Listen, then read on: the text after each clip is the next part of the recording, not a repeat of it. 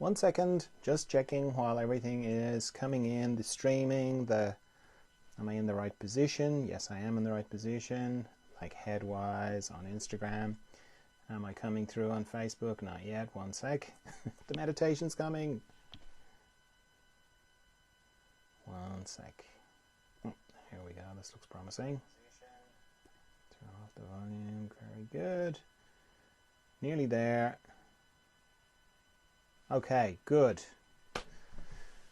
All streams active. Right, how are you? How's it going? Day going well? It's alright if it's not, but I hope it is. Time for a bit of meditation. This isn't a class, it's just a chance to meditate together. I meditate throughout the day. In fact, today is one of the days I see people for one-to-one sessions, so I pretty much spent the whole day meditating. Anyway, this is the meditation I do on Instagram, Facebook and YouTube. So if you're familiar with meditation, that's brilliant. Could you just hang on for a minute while I explain what I do, just for the benefit of people who are new to meditation, because meditation is funny in that people seem to feel like they should just know how to do it if they read about it a little bit. And I'm saying that because people sort of say to me quietly, what do you actually do? So, there's lots of different types of meditation. This is just what I do.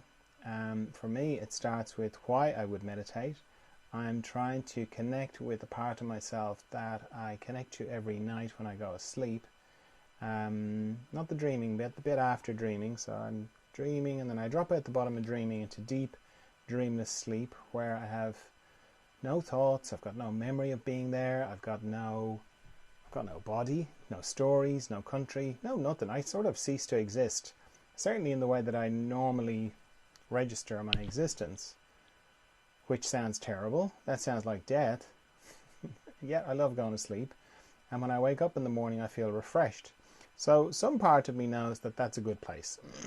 And that's the place I want to connect to when I'm meditating. So as I said, there's no thoughts there. So I have to figure out a way to get around my mind or get through my mind or get beyond my mind. So I make a little deal with my mind where I say, hey, could you just stop thinking for the next 15 minutes, please? Because we're going to do some meditation. And my mind is very enthusiastic about the whole idea. Yes, I'd love to do some meditation. I love the idea of it. I've got lots of concepts about it, lots of thoughts about it. I love the idea of being a meditator. Yes. So that's good. And then stopping thinking is relatively easy because regardless of the content of the thoughts are just pictures and sound. So if I turn off the pictures and I turn off the sound, that's it, I'm not thinking. So that's good. And as soon as I do that, I'm into the practice of meditation.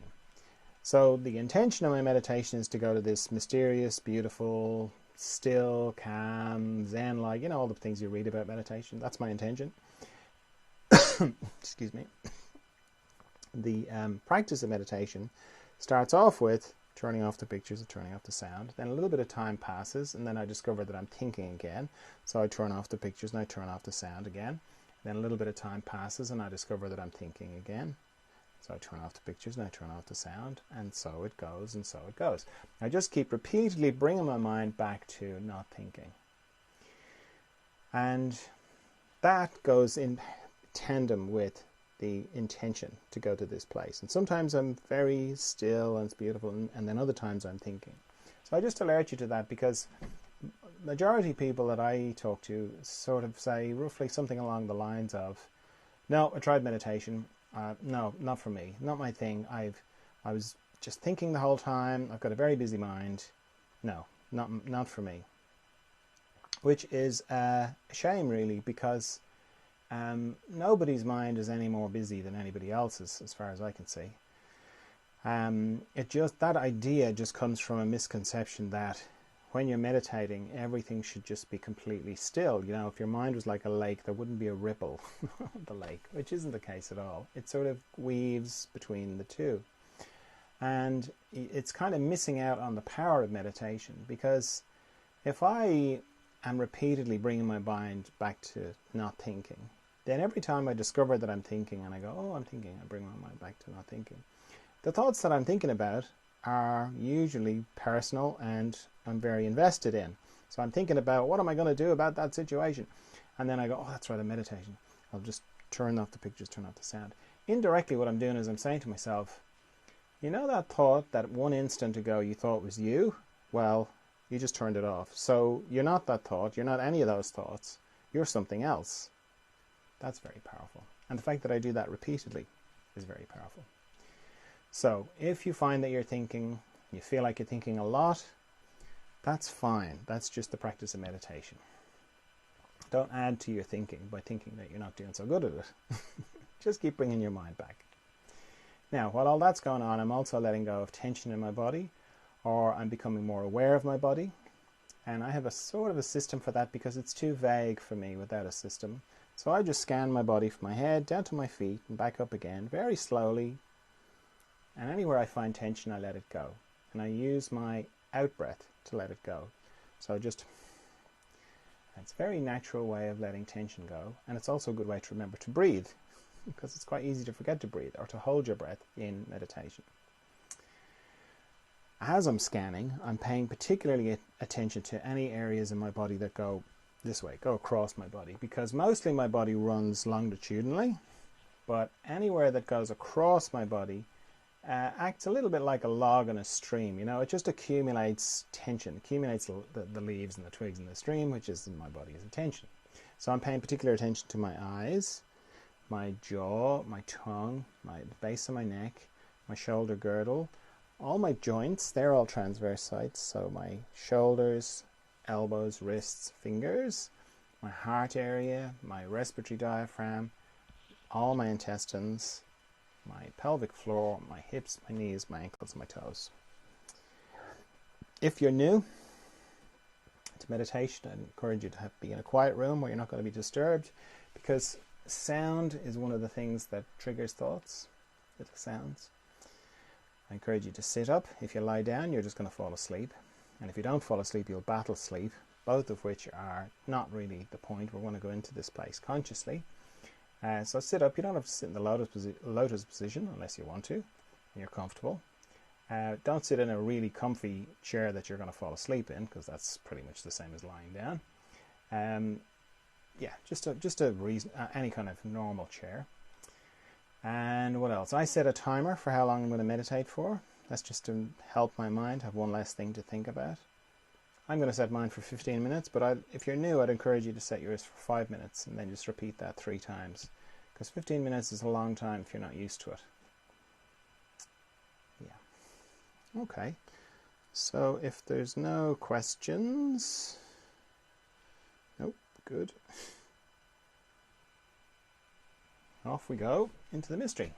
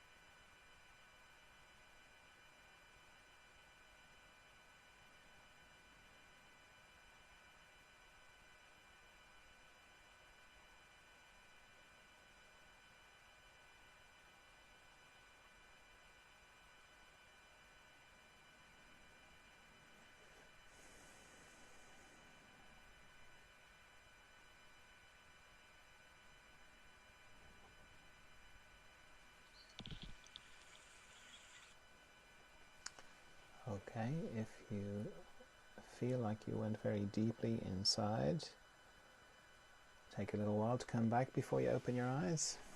Or if you feel like you can hold the inner space and the outer space at the same time, then just open your eyes.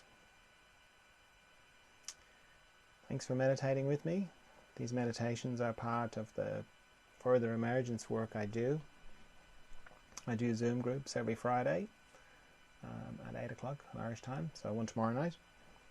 And I see people for one-to-one sessions as well. And it's all like further emergence is to do with inner growth.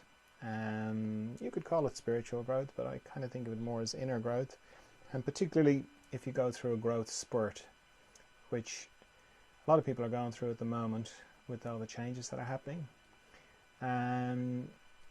So it kind of, has that feeling of if you so wake up one day in the supermarket or in a traffic jam or something, and your life doesn't feel like it fits you anymore, or it's different, or how did I get here? Or you could have physical symptoms. A lot of people I see have physical symptoms, but the root cause is, this kind of inner growth spurt that's going on.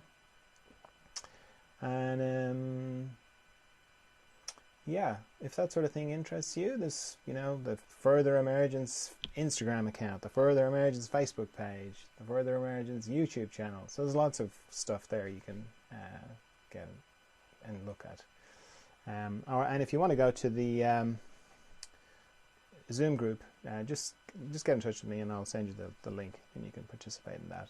If you want to know what they're like, if you look at some of the videos, particularly over in the Further Emergence Instagram account or the Facebook account, you'll see there's little extracts from the Further Emergence groups. Okay, someone was saying something, were they? Hang on. No. Okay, so yeah, thanks for meditating with me and see you tomorrow for some more meditation. Bye.